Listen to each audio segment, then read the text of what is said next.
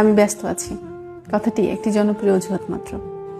এখন যে মানুষটি 5 দিন কেটে গেলেও আপনাকে একটা টেক্সট করতে ভুলে যায়, সেই মানুষটি একদিন 5 মিনিট কথা না হলে অস্থির হয়ে উঠত।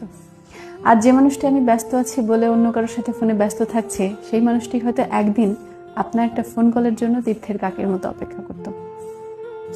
মানুষ এমনই, সব পেয়ে গেলে আর দাম দেয় না, প্রয়োজন ফুরিয়ে গেলে অপেক্ষাও ফুরিয়ে যায়। আসলে এই পৃথিবীতে সামান্য খোঁজটুকু রাখতে না পারার মতো ব্যস্ততা বলে কিছু নেই। সবকিছুই নির্ভর করে মূলত প্রায়োরিটির উপরে।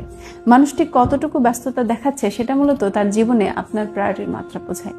আমি ব্যস্ত, এর মানে আমি আপনার জন্য সময় খরচ করতে চাচ্ছি না। এটা বোঝে না যারা, ওদেরকে নির্বোধ বলে। এই পৃথিবীতে নির্বোধদের অনেক দুঃখ। সারাদিনে একটা ফোন কল, ঘুম থেকে উঠে কিংবা ঘুমোতে যাবার আগে একটা টেক্সট করতে না পারার মতো ব্যস্ত পৃথিবীতে কেউ থাকে না।